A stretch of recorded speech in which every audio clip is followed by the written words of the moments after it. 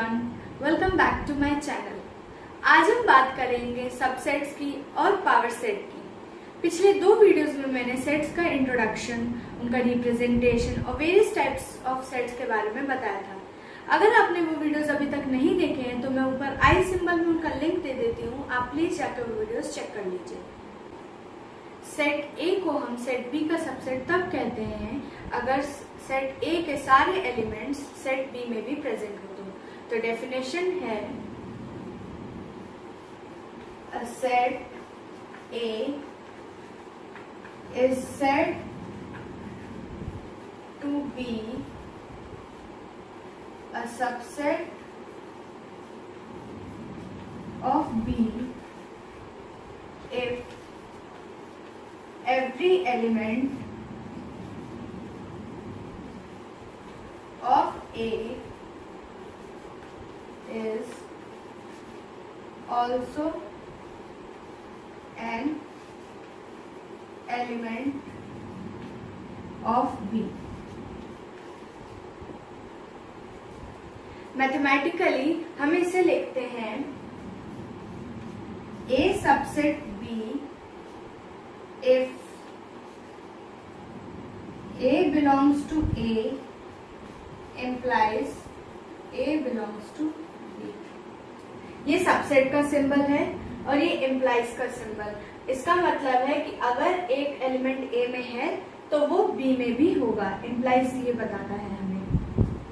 Subset की definition के according हम देख सकते हैं कि हर सेट अपने खुद का सबसेट होता ही है।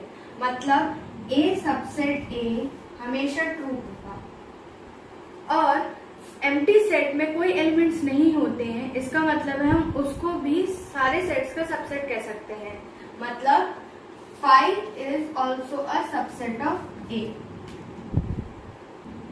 एक एग्जाम्पल से इस चीज को समझते हैं। हम जानते हैं कि नेचुरल नंबर्स होल नंबर्स में प्रेजेंट होते हैं। सारे नेचुरल नंबर्स होल नंबर्स में प्रेजेंट होते हैं, तो इसलिए हम कह सकते हैं कि नेचुरल नंबर्स होल नंबर्स का सबसेट है। इसी तरीके से सारे होल नंबर्स इंटीजर्स में प्रेजेंट होते हैं, तो हम कह सकते हैं कि हमारा होल नंबर्स का सेट ऑफ इंटीजर्स का सबसेट है। इसी तरीके से सारे इंटीजर्स रैशनल नंबर में प्रेजेंट होते हैं, तो हम कह सकते हैं कि set of integers set of rational numbers का सबसेट है। सारे रैशनल नंबर्स रियल नंबर्स में प्रेजेंट होते हैं, तो हम कह सकते हैं कि set of rational numbers is a subset of set of real numbers. इसी तरीके से एक और एग्जाम्पल लेते हैं। Let A is equal to 1 2 3 4 5 and let B is equal to 3 4 5। अब यहाँ पे हम क्लियरली देख सकते हैं कि B के सारे एलिमेंट्स A में प्रेजेंट है, तो इसलिए हम लिख सकते हैं कि B is a subset of A। चलिए अब हम एक सेट A ले लेते हैं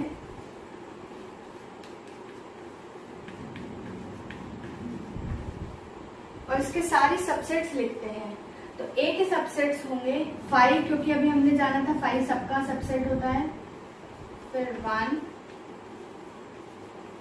2 अब पेयर में लेते हैं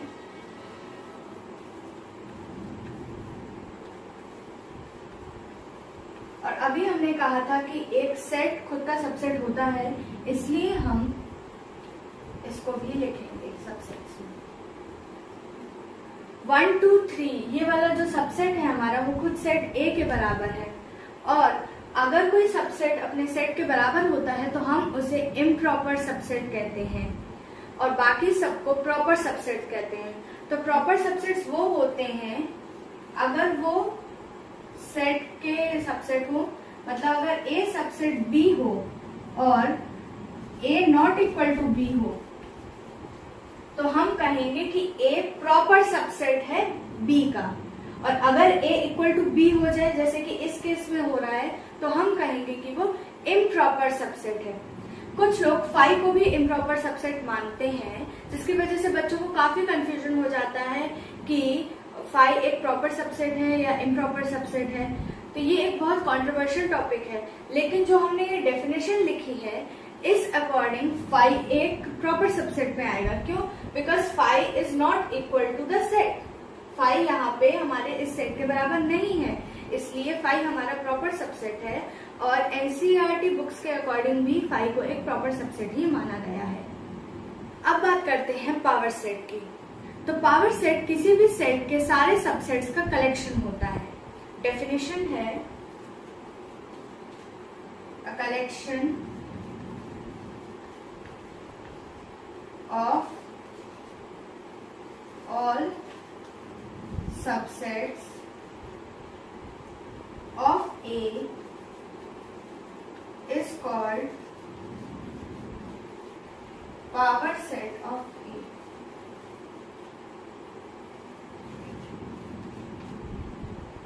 इसे हम कैपिटल PA से डिनोट करते हैं। अभी हमने सेट A के सारे सबसेट्स का कलेक्शन देखा है। अगर हम इसी को सेट फॉर्म में लिख दें तो ये बन गया हमारा पावर सेट। इसको हम डिनोट करेंगे PA से। सो PA इज इक्वल टू ये पूरा कलेक्शन। पावर सेट में कितने एलिमेंट्स होते हैं ये बात हम सेट के एलिमेंट्स काउंट करके ही बता सकते हैं। उसके लिए हमें उस सेट के सारे सबसेट्स लिखने नहीं पड़ते हैं। अब ये तब बहुत हेल्पफुल होगा अगर हमारे सेट में बहुत लार्ज नंबर ऑफ एलिमेंट्स हो, तो उस केस में सारे सबसेट्स लिखना बहुत ही एक टीडियस जॉब हो जाएगा, बहुत मुश्किल होगी उसे लिखने में। और हो सकता है हमारे कुछ एलिमेंट्स कुछ सबसेट्स रह भी जाए, तो फिर ऐसे केस में हम फॉर्मूले से डायरेक्ट पता लगा सकते हैं कि हमारे पावर सेट में कितने एलिमेंट्स होंगे, मतलब किसी सेट के कितने सबसेट्स हो सकते हैं।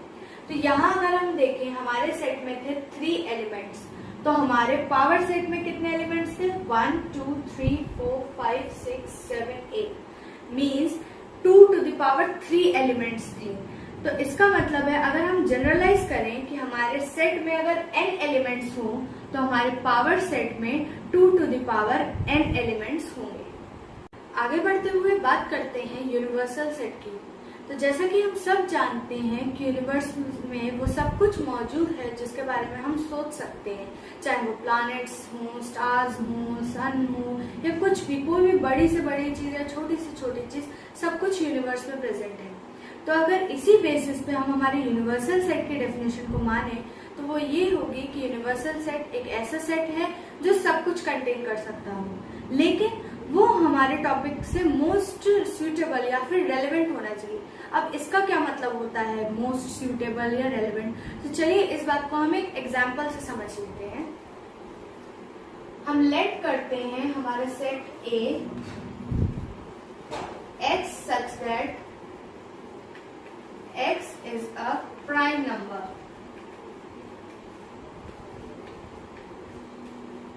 सेट B मान लेते हैं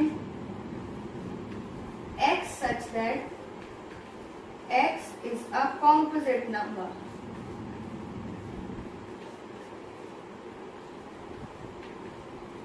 सेट C मान लेते हैं X such that X is an odd number। Set B मान लेते हैं X such that X is an even number। तो इस केस में अगर हमारे पास 4 सेट्स दिए हो तो हमारे यूनिवर्सल सेट क्या होना चाहिए? तो एक ऐसा सेट ढूंढना पड़ेगा जिसमें ये चारों चीजें आ जाती हैं। ठीक है, तो हम कह सकते हैं कि सेट ऑफ नेचुरल नंबर्स वो हमारा यूनिवर्सल सेट हो सकता है। इस केस में यूनिवर्सल सेट को हम कैपिटल U से डिनोट करते हैं और हमारे गिवन कंडीशंस के लिए में यूनिवर्सल सेट होगा X such that X is a natural number।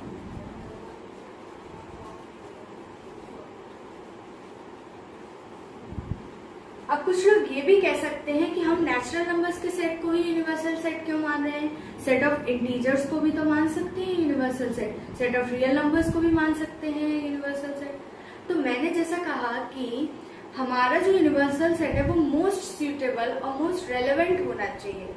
तो यहाँ पे सबसे सूटेबल नेचुरल नंबर्स ही काम करेगा। क्यों?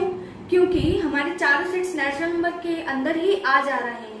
हम मतलब कोई भी एलिमेंट इससे बाहर तो नहीं जा रहा नेचुरल नंबर से, तो क्यों हम सेट ऑफ इंटीजर्स या सेट ऑफ रियल नंबर्स लें या सेट ऑफ रैशनल नंबर्स लें, वो तो और बड़े सेट्स हो गए ना। तो अगर हमारा काम नेचुरल नंबर से ही चल रहा है तो हमें वहां तक जाने की जरूरत ही नहीं है। इसलिए हमारा मोस्ट सूटेबल या रेलेवेंट जो यूनिवर्सल सेट होगा वो सेट ऑफ नेचुरल नंबर्स है इस केस में। आज की वीडियो में बस इतना ही। नेक्स्ट वीडियो में हम वेन डायग्राम और ऑपरेशंस ऑन सेट्स के बारे में बात करेंगे। तो मेरे साथ बने रहिए और चैनल को सब्सक्राइब कीजिए और बेल आइकन को हिट कीजिए ताकि जब भी मैं न्यू वीडियो अपलोड करूं तो आप नोटिफाइड हो जाएं। साथ ही साथ अगर आपको ये वीडियो पसंद आया हो तो इसे लाइक और शेयर जरूर करें। अगर इस टॉपिक से रिलेटेड आपको कोई भी डाउट्स हो तो नीचे कमेंट सेक्शन में मुझे मेंशन करके जरूर बताएं। और अगर आप किसी और टॉपिक पर मुझसे वीडियो बनवाना चाहते हो तो वो भी कमेंट सेक्शन में मेंशन करके बताएं। Thank you and have a nice day.